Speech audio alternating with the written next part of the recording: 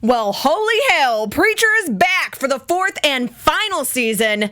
It is indeed the beginning of the end. We're talking about both episodes, the 2-hour premiere, episode 1, Masada, and episode 2, Last Supper, where we find out the true origin of the disaster for the dinosaurs being a lot shittier than we originally thought. Stay tuned. You're tuned in to AfterBuzz TV, the ESPN of TV talk. Now, let the buzz begin. What is up, Preacher fans? Welcome to AfterBuzz TV's Preacher After Show. I'm your host, Alana Jordan, and today, I'm all by my lonesome. I'm preaching for one. It's just me here. But we are talking about 2 episodes. We got a double dose of Preacher for the season 4 premiere. Episode 1, Masada, and episode 2, Last Supper. We'll be talking about both of them, so be sure to stick around. We'll also be giving some predictions, or I guess by we, I mean me. I'll be telling you my predictions. And we got a little bit of news and gossip for you, too. At the end of the episode, too, we're going to let you guys know some things that happened in the comics, so we'll give you a little spoiler alert before that one as well. But diving right into this episode, man, Preacher is pulling no punches. This show is back, and it is showing everybody that it is ready to show off in this final season. This first episode comes back with a flash forward to the future, maybe? We're not quite sure. It's Tulip with a super iced out blonde Cassidy making out and talking about the death of Jesse, which we see happens in Australia. He falls to his death, which, again, I'm not going to give any spoilers during the show, but stick around to the end. We're going to talk about some stuff that happens in the comics. Just saying. But then we find out that a few months earlier, this is the story of what went down. They're in the Middle East, and we get the iconic line, the I love you till the end of the world. And it looks like the end of the world may be quickly on its way. Now, these guys have been through a lot. We have had a lot of different characters. We do find out, sadly, that, yeah, our favorite former Grail turned vamp has been axed. He's gone. Featherstone is still around. Aww. Cheers. We saw that happen, but now Jesse knows. So, or Cass, everybody. Oh, man, it's so sad. Cass knows that they have killed off this guy. They let him burn to death, as might happen to Cass. Unfortunately, first, he is going to be tortured at Masada, the home of the Grail for the past 2,000 years, as Featherstone says. And of course, like any good evil university, it's got to have its coffee shop. So instead of a Starbucks, they have Lazarus Coffee. I loved this. I thought that was a hilarious little nod that they threw into all of the Starbucks everywhere. And having Lazarus being the person that Jesus raised from the dead in the book of John, having it be like, oh, well, are you feeling dead? Get your Lazarus coffee and get revived. So very sacrilegious, but also very hilarious. I do wish, however, though, they would have given us kind of a breakdown of what they offer at Lazarus Coffee. I think it would have been pretty interesting. So let us know in the comments what you think is served at Lazarus Coffee. Extra points if you throw in some puns. I'm just saying. Sweeter than the coffee sweetener. But yeah, so we see this whole university setup. We see that Cass is being led past intro to torture, intermediate torture. And man, I just have to give props to the sound designers, the audio mixers on this show. The things that happen off screen that we just hear. Oh my God, props to them. It is phenomenal. It goes back to the whole adage of like the gun under the table is scarier than the one on top of the table. These guys, you don't have to see it. You hear it and you can just imagine what is happening. And oh, it's so visceral. It's insane. I also love that they have the French literature, comparative French lit, that is then turned into, of course, the advanced torture. if Cass is going to get tortured, he's going to get tortured by the big dogs. And there's nobody bigger than Frankie Toscani. My fellow comic book fans will be very happy that we finally see Frankie in here doing what he does best, filling people full of holes. No, he does go one step further, though, as well. He doesn't just shoot Cass. He castrates Cass, or really circumcises him over. And oh, guys, really? Is that what we get? No, that was sad. That is sad. Probably shouldn't have done that. Yeah, poor Cass. Poor Cass. Let's have a moment for all of Cass's foreskins. Shout out to the big bucket of foreskins that poor Cass has had to grow and have cut off by mediocre students. That's the worst. Frankie at one point, flat out is like, opens it up to the gallery. Is like, who wants to try their penis shaving? And, you know, lots of people take their hand. We also get a little bit of the Saint, which we know has been off with Eugene trying to track Jesse. This is the only little bit that we see of them, though, for these 2 episodes. So I'll wait until predictions to give my full prediction, but I think that's pretty indicative of the fact that we're likely going to see a lot more from them in the upcoming episodes. Preacher's really good about having multiple storylines and not trying to rush too much in one episode.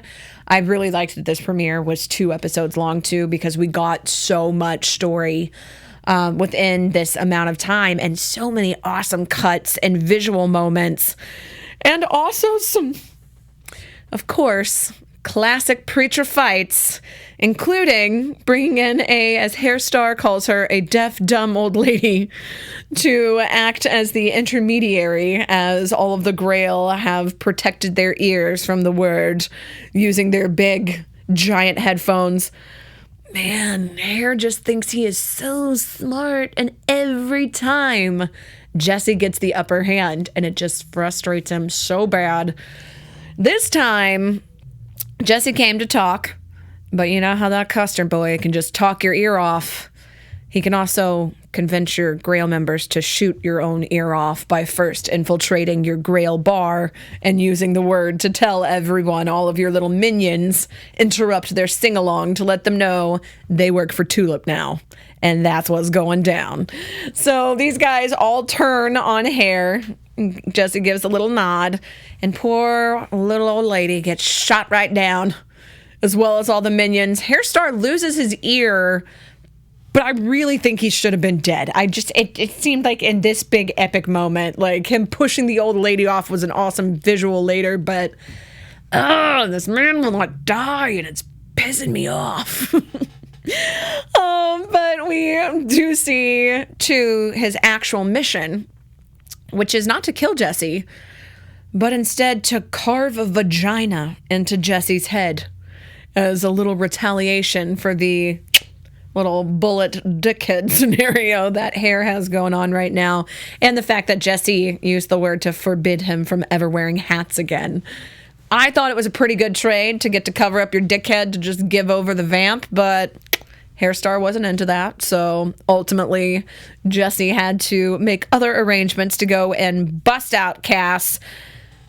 Man, talking about the fight scenes, though, this one was epic. We see Jesse come in and talk to Cass, and they have this like little banter, the little brotherly back and forth. But then Jesse has to go and show off. Frankie shows up. He tosses the weapons, the little tray of weaponry, to the minions to make the fight even more interesting, and then just totally annihilates them.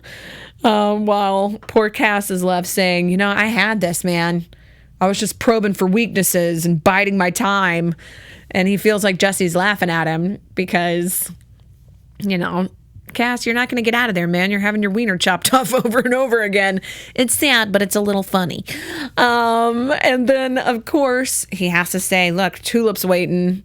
We got to go. He said the magic word to just ignite that crazy town banana pants going on inside of Cass's mind. And he basically is just like not really on board anymore. He feels like he's more at odds. And they start fighting, as per usual. And of course, Tulip's plan has to go awry too. Tammy, the sweetest, most enthusiastic, excited Grail member, accidentally rats her out by saying that she works for Tulip, which then leads to a huge fight scene.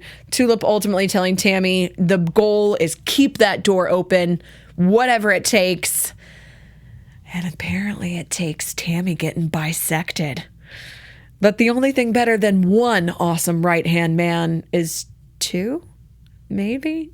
Maybe that doesn't really count when it's the same one and they're just cut in half. But Tammy, too little, too late, lets Tulip know that there is a way to open up the door. There's a hatch, but it's just up on top of the roofs or up on top of this mountain. So she has to climb all the way up there.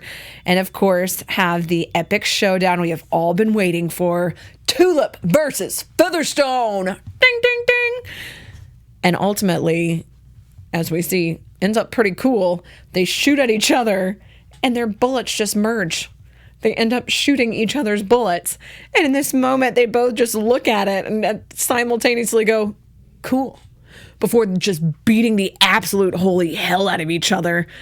And so we find out that these Grail suits apparently turn into flying squirrel suits and can fly off. So Featherstone, just like GTFOs, and dips out. This was weird to me, though. Like, I mean, I loved seeing this scene, but I liked later, like, we see Cass ends up staying, which is the whole impetus into the next episode of Tulip wanting to retrieve him and get him back, because Cass, ultimately this whole fight and this fight over Tulip and this split screen that we have of Tulip fighting Featherstone while Jesse's fighting Cass, and this awesome moment of the punch that Tulip has hitting Featherstone and then landing as Jesse hits Cass. The editing on the show is golden. Absolutely. Just, that was probably my standout moment of the entire episode. It was phenomenal. But yeah, ultimately we see that Cass stays. Tulip, all excited, waiting for Cass to show up, talks to Jesse, and Jesse says, look, he decided to stay. There wasn't anything I could do about it. And Tulip asked the question no jealous boyfriend wants to hear, did he ask about me? Which just prompts him to flat out ask if Tulip slept with Cass, and she just blatantly lies and says no, she didn't. I feel like that's definitely going to come up later and bite her in the ass. Another thing that kind of bit poor Jesse in the ass this week too was this dream that he has where his dad, John, he hears his voice and he sees this weird like dick rock tower, because it's Preacher, so why wouldn't it look like a giant dick? Why not? But he sees this big rock hard wiener, literal rock, and he's like, what is happening? Giant mushroom cloud, not to be confused with mushroom wiener, different thing, but has this huge explosion, this call to the apocalypse. He's choking Hairstar, turns into Tulip. He's all messed up and he's like, I just gotta get out of here. So he dips and he leaves Tulip this note. Tulip, we know, is gonna go off on her own at this point and is gonna finish out this mission. But what was the ultimate what the hell moment was it ends with God and Hairstar just kicking it, drinking Dr. Pepper. Because apparently that's God's beverage of choice, is Dr. Pepper.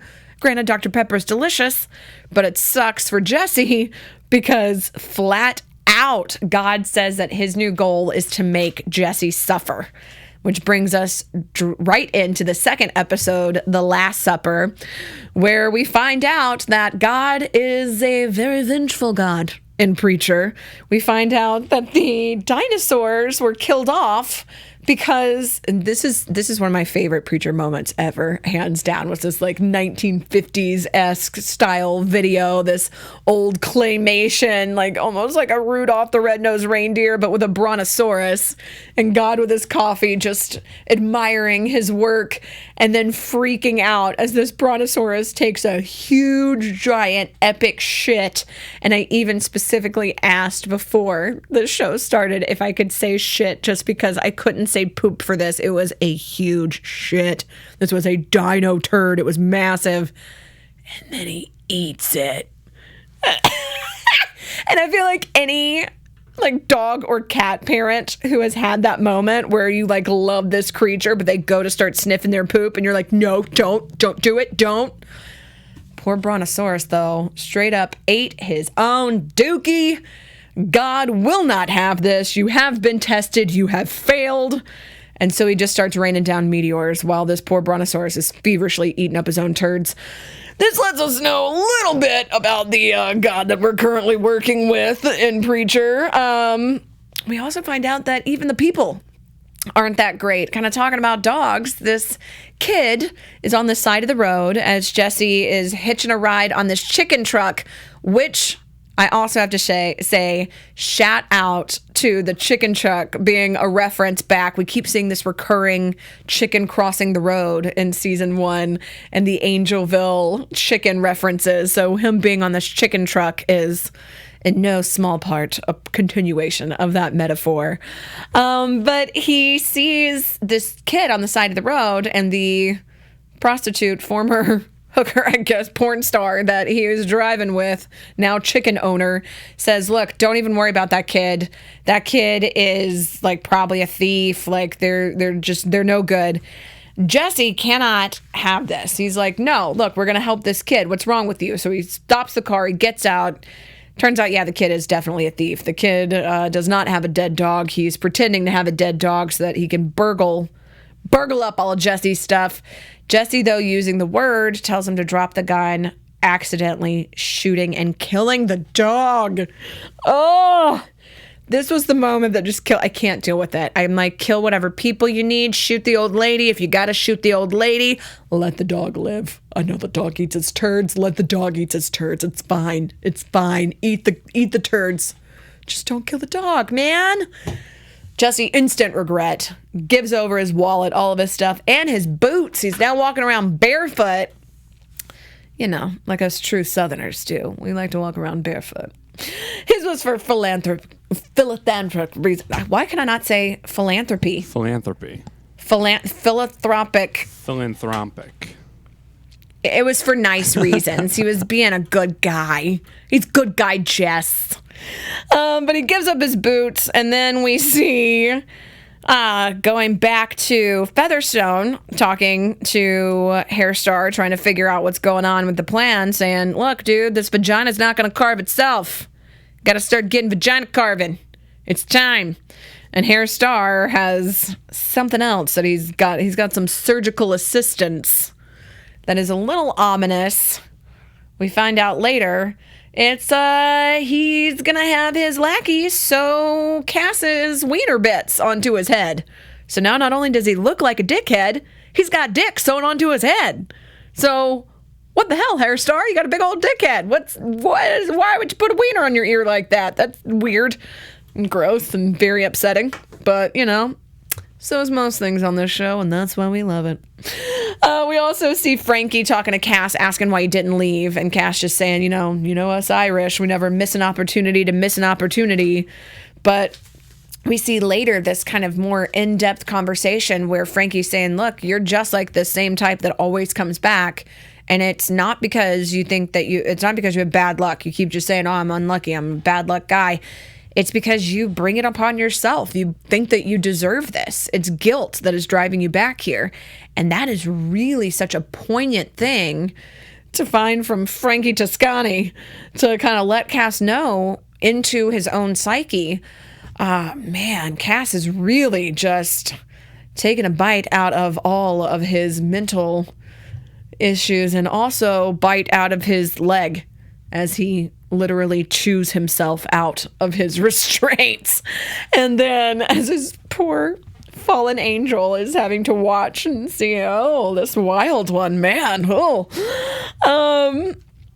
Then we also see this whole thing with Featherstone and how she has just gotten super focused on Tulip. Like, her bloodlust is just, oh, you cannot satiate it.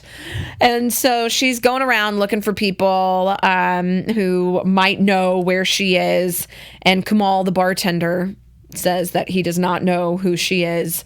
Meanwhile, Jesse, on this camel in the middle of the desert, is running into an issue where his camel lift driver gets into a fight with some guy that he just knows, and we think it's going to be this epic super battle, and it's them just getting off of their camel and their horse and yelling at each other a whole lot. Jesse ultimately, though, tells them to stop fighting and gets his lift driver killed because the other guy doesn't speak English, so the word doesn't work on him. So that, I think, is going to come up later as well. I feel like that's an important... Anything that they show and that seems brief and unnecessary always leads to something bigger later on. So I feel certain that that is going to come up.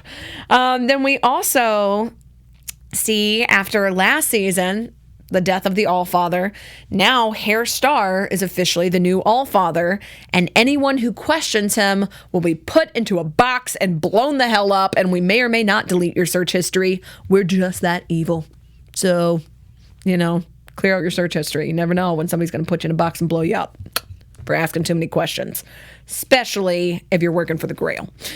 Now, Tulip has her plan, and Cass has his plan as well. We see these simultaneously going hand in hand. Cass, his plan is he beats up Dr. Zhang, ties him up, takes his clothes, and it works. He's just going to walk right out the door, but then he sees the sun, and it's a little too bright for him. He doesn't want to risk it, so he goes back in. Unfortunately, though, Dr. Zhang is a pharmaceutical rep. Or not a pharmaceutical rep, but a pharmaceutical doctor. So he has all them good drugs that Cass just can't pass up. Ends up doing a bunch of coke, talking to all of Frankie's guys in the elevator, totally giving himself away, and having this awesome psych out moment where we hear this big fight off screen in the elevator, and then Cass just walking out like a boss, only to see him fall down full of bullets with Frankie standing behind him. So that was a pretty awesome moment. That was really, really cool. Tulip's plan. Man, this was genius. So Tulip has her buddy Kamal call up and say, yes, I have seen this woman. Basically leads this whole chase where they soup up the car so that it can go up this hill. But Tulip brings her Grail outfit, which she had to be wondering if it turns into a flying squirrel costume too. I want to see Tulip as a flying squirrel at some point. I just want to see it. And of course, her blonde wig. And she ends up switching places with Kamal. This was genius too, talking about how they had these tiny little lines that end up meaning so much. We see Featherstone in her car, and this other Grail guy just gets in with her, and she's like, what the hell are you doing? And he's like, somebody took my car. Don't think anything of it. Go through all of this stuff. We hear Tulip taking out each car. Again, the sound design, so perfect. Kicking up the smoke so you can't see anything. And then ultimately we find out that Tulip has put on all of this gear so that she can pretend to be one of the bodies that is then brought inside of Masada. Absolutely genius. Well, Kamal drives off with the Illinois plated badass car. So absolutely genius on Tulip's part. I'm really excited to see how this kind of plays out. Meanwhile, poor Cass is stuck inside of Masada still, and Jesse is off on his own little tangent. He goes first to go to Australia because we find out that the Lost Apostle is the name of the big dick rock, basically, and that it's in Australia. But he also realizes that he has left his lighter in Chicken Lady's truck, so he's got to go get it back. So he goes to the Desaid House of Entertainment to retrieve it, and the pilot guilts him into staying for some more shenanigans because they see a small child crying and being let out by pornsters, and something shady's going on. So if Preacher's not going to have a code, at least the pilot's is going to have a code, and he's going to go in, make this happen, while Hairstar's getting his dick ear and Tulip is sneaking her way inside. And all of this is happening. We cut to what seems like either a future vision or some sort of dream, something. Jesse is on the plane by himself with his pilot friend driving him, and he sees a vision of Cass drinking up all of the liquor, telling him, hey, man, I can't believe you left me, and you left her too. And this is the moment that we leave off on as God, with his Dr. Pepper, looks down at all of these miniature models of the things that have been a part of Jesse's journey thus far. So we see that he's been pulling the strings throughout. This was a great, great setup. I cannot wait to see what happens the rest of this season. These 2 episodes, absolutely phenomenal. And I also love that we get to talk about it here on AfterBuzz TV. If you guys like the show, be sure to rate, subscribe, give us those 5 stars. Check out all of the shows that we have here at AfterBuzz TV. We have so many. They're awesome. You guys should definitely check them out. And keep the conversation going, too, by commenting in the little commentary box right below. Now, I am going to warn you guys. I'm going to give you guys some spoilers here. Little spoiler alert for our special segment. Spoiler alert. Spoiler alert. We're going to talk about some of the little comic book Easter eggs that we found. So if you have not read the comics and you plan on reading the comics and you don't want anything spoiled, maybe just flip right through this part. Flip like you're flipping those pages and skip ahead. I'll do this, because why not? We'll let you know when I'm done. I'll do this crazy thing, and when you see that, you'll know that you can listen again. But here we go. Here's the spoilers. So, the visions that we see first, we see Jesse with his like nuclear war vision. That is straight out of the comics. Frankie Toscani. Perfect representation. I mean, looked like he could have walked right out of the comic book. This one, though, proving that the show is always going to take it a little bit further. He doesn't just shoot Cass, he also circumcises him over and over again. So that was an interesting little addition, especially because in the comic, we actually call Frankie, he's a eunuch. Unico. He, in the comic books, has his junk cut off with some garden shears. Yeah, so having that as a little reference in here, that was a clever way to kind of bring it in, but make it even more messed up. And then Hairstar losing his ear is in the comics. However, in the comics, Tulip is actually the one who comes in, guns down a bunch of Grail members, and takes off Hairstar's ear. So that was a little bit of a change up for us. And of course, the till the end of the world line, the until the end of the world, I love you until the end of the world. We see that throughout the comics. It actually was even the title of the second trade paperback. So be sure to check that out too. That's a really good one. And what else am I forgetting? Of course, Masada is referenced in the comics as well. Jesse's death. This is actually referenced in the comics, and big spoiler, in the comics, he is not actually dead. Tulip, however, does believe that he is, and she goes into just an absolute spiral, and Cass kind of takes advantage of her in the comics. So I think that they're not going to do that with this series, just because they've made Cass a more sympathetic character, so I don't see them going that direction. But it is interesting that they had that kind of a little allusion to it at the beginning of this episode. And one of the biggest little comic book Easter eggs is in the actual title sequence itself with Preacher. At one point, we see Dominic Cooper standing in the middle in between Ruth Negga, and we see him with his eye patch. And so in the comics, Jesse has this epic battle with God and gets his eye bit out of its socket. And so it looks like at some point Jesse's going to lose his eye. I don't know if it's going to happen just like it does in the comics. I really hope it does, because I think that would be a really, really cool visual, even though it's also super messed up. But a lot of things are messed up are probably going to happen in this show. Something super messed up happened at Comic-Con, but before we talk that, I'll do, hey, what up? If you were trying to get away from the spoilers, woo, come back, woo, woo. So at Comic-Con, a little news and gossip for you guys. Yeah. AfterBuzz TV News. Ryan, actually, shout out to Ryan in the booth for finding this one. The Preacher panel at Comic-Con, unfortunate timing, they were scheduled directly after the Game of Thrones panel. And the Game of Thrones panel made huge waves, big news story, because last minute, the showrunners and several cast and crew decided to pull out and not show up because they were kind of scared of backlash. So this was brilliant Seth Rogen's reaction. We'll pull it up for you guys so you can watch it. Yeah. About shooting this season and literally bringing the apocalypse. I don't know what we can say. Honestly, I kind of think the show is best. I think it's surprising and shocking elements are some of its stronger traits. I do just want to start by saying I know we're following the Game of Thrones panel, which is a fucking nightmare, just objectively. I also know that their showrunners didn't show up because they didn't want to answer questions about the show. So I love pulling no punches. Creators of Game of Thrones, but I am the creator of other TV shows, so feel free to ask me any Game of Thrones questions you guys have. And I love that people actually did.